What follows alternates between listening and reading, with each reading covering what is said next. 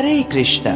कार्तिक या दामोदर मास सर्वोत्तम, पवित्र और अनंत महिमाओं से पूर्ण मास है। यह विशेषतः भगवान कृष्ण को अति प्रिय है और भक्त वात्सल्य से परिपूर्ण है। इस मास में कोई भी छोटे से छोटा व्रत भी कई हजार गुना अधिक परिणाम देता है। इसीलिए इस मास के कृष्ण पक्ष में आने वाली रमा एकादशी का महत्व भी कई गुना बढ़ जाता है। तो आइए जानते हैं रमा एकादशी का महत्व और व्रत कथा। एक बार धर्मराज युधिष्ठिर भगवान श्री कृष्ण से पूछते हैं, हे जनार्दन, मैंने अश्विन शुक्ल एकादशी अर्थात पापांकुशा एकादशी का सविस्तार वर्णन सुना। अब आप कृपा करके मुझे कार्तिक माह के कृष्ण पक्ष की एकादशी के विषय में भी बतलाइए। इस एकादशी का क्या नाम है तथा इसके व्रत का क्या विधान है, इसकी विधि क्या है, इसका व्रत करने से किस फल की प्राप्ति होती है, कृपया यह सब विधान पूर्वक कहिए। तब भगवान श्री कृष्ण कहते हैं, हे धर्मराज, कार्तिक माह के कृष्ण पक्ष में दीपावली के 4 दिन पहले आने वाली इस एकादशी को लक्ष्मी जी के नाम पर रमा एकादशी कहा जाता है। इसे पुण्यदायिनी एकादशी के नाम से भी जाना जाता है। इसके प्रभाव से ब्रह्म हत्या जैसे महापाप भी दूर हो जाते हैं। यह बड़े बड़े पापों का नाश करने वाली है। इसका महात्म्य मैं तुमसे कहता हूँ, आप ध्यान पूर्वक सुनिए। हे राजन, प्राचीन काल में मुचुकुंद नाम के एक राजा थे। उसकी इंद्र के साथ मित्रता और साथ ही यम, कुबेर, वरुण और विभीषण भी उसके मित्र थे। यह राजा बड़ा ही धर्मात्मा, विष्णु भक्त और न्याय के साथ राज करता था। उस राजा की एक कन्या थी जिसका नाम चंद्रभागा था। उस कन्या का विवाह चंद्रसेन के पुत्र शोभन के साथ हुआ था। एक समय वह शोभन अपनी पत्नी चंद्रभागा के साथ ससुराल आया था। उन्हीं दिनों जल्द ही रमा एकादशी भी आने वाली थी। जब व्रत का दिन समीप आ गया तो चंद्रभागा के मन में अत्यंत चिंता उत्पन्न हुई कि मेरे पति अत्यंत दुर्बल है और मेरे पिता की आज्ञा अति कठोर है।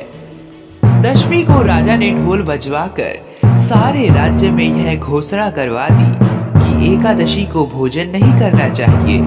ढोल की घोषणा सुनते ही शोभन को अत्यंत चिंता हुई और अपनी पत्नी से कहा कि हे प्रिय, अब क्या करना चाहिए? मैं किसी प्रकार से भी भूख सहन नहीं कर सकूंगा। ऐसा उपाय बतलाओ कि जिससे मेरे प्राण बच सके, अन्यथा मेरे प्राण अवश्य चले जाएंगे। चंद्रभागा कहने लगी कि हे स्वामी, मेरे पिता के राज्य में एकादशी के दिन कोई भी भोजन नहीं करता। हाथी, घोड़ा, ऊंट, बिल्ली, गौ आदि भी तृण अन्न जल आदि ग्रहण नहीं कर सकते। फिर मनुष्य का तो कहना ही क्या है। यदि आप भोजन करना चाहते हैं तो किसी दूसरे स्थान पर चले जाइए, क्योंकि यदि आप यहीं रहना चाहते हैं तो आपको अवश्य व्रत करना पड़ेगा। ऐसा सुनकर शोभन कहने लगा कि हे प्रिय, मैं अवश्य व्रत करूंगा। जो भाग्य में होगा वह देखा जाएगा। इस प्रकार से विचार कर शोभन ने व्रत रख लिया और वह भूख व प्यास से अत्यंत पीड़ित होने लगा। जब सूर्य नारायण अस्त हो गए और रात्रि को जागरण का समय आया, जो वैष्णवों को अत्यंत हर्ष देने वाला था, परंतु शोभन के लिए अत्यंत दुखदायी हुआ। प्रातः काल होते ही शोभन के प्राण निकल गए। तब राजा ने सुगंधित काष्ठ से उसका दाह संस्कार करवाया, परंतु चंद्रभागा ने अपने पिता की आज्ञा से अपने शरीर को दग्ध नहीं किया और शोभन की अतिशोक्ति क्रिया के बाद अपने पिता के घर में ही रहने लगी।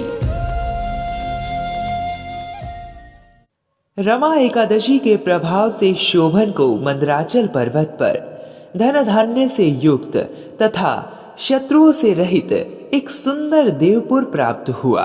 वह अत्यंत सुंदर रत्न और वैदुर्य मणि जटित स्वर्ण के खंभों पर निर्मित अनेक प्रकार की स्फटिक मणियों से सुशोभित भवन में बहुमूल्य वस्त्राभूषणों तथा छत्र व चवर से विभूषित गंधर्व और अप्सराओं से युक्त सिंहासन पर आरूढ़ ऐसा शोभायमान होता था मानो दूसरा इंद्र विराजमान हो। एक समय मुचुकुंद नगर में रहने वाले एक सोम शर्मा नाम का ब्राह्मण तीर्थ यात्रा करता हुआ घूमता घूमता उधर जा निकला और उसने शोभन को पहचाना कि यह तो राजा का जमाई शोभन है। उसके निकट गया। शोभन भी उसे पहचान कर अपने आसन से उठकर उसके पास आया और प्रणाम आदि करके कुशल प्रश्न किया। ब्राह्मण ने कहा कि राजा मुचुकुंद और आपकी पत्नी कुशल से है। नगर में भी सब कुशल है, परंतु हे राजन, हमें आश्चर्य हो रहा है कि ऐसा सुंदर नगर जो ना कभी देखा ना सुना आपको कैसे प्राप्त हुआ। तब शोभन बोला कि कार्तिक कृष्ण पक्ष में आने वाली रमा एकादशी का व्रत करने से मुझे यह नगर प्राप्त हुआ, परंतु यह अस्थिर है। यह स्थिर हो जाए ऐसा उपाय कीजिए। ब्राह्मण कहने लगा कि हे राजन, यह स्थिर क्यों नहीं है और कैसे स्थिर हो सकता है, आप बताइए, फिर मैं अवश्य में वह उपाय करूंगा। मेरी इस बात को आप मिथ्या ना समझिए। शोभन ने कहा कि मैंने इस व्रत को श्रद्धा रहित होकर किया है, अतः यह सब कुछ अस्थिर है। यदि आप मुचुकुंद की कन्या चंद्रभागा को यह सब वृतांत कहें तो यह स्थिर हो जाएगा। ऐसा सुनकर उस श्रेष्ठ ब्राह्मण ने अपने नगर लौटकर चंद्रभागा से सब वृतांत कह सुनाया। ब्राह्मण के वचन सुनकर चंद्रभागा बड़ी प्रसन्नता से ब्राह्मण से कहने लगी कि हे ब्राह्मण, ये सब बातें आपने प्रत्यक्ष देखी हैं या स्वप्न की बातें कर रहे हैं। ब्राह्मण कहने लगी कि हे पुत्री, मैंने महावन में तुम्हारे पति को प्रत्यक्ष देखा है, साथ ही किसी से विजय ना हो ऐसा देवताओं के नगर के समान उनका नगर भी देखा है। उन्होंने यह भी कहा कि यह स्थिर नहीं है, किसी प्रकार वह स्थिर रह सके सो उपाय करना चाहिए। चंद्रभागा कहने लगी कि हे विप्र, तुम मुझे वहां ले चलो।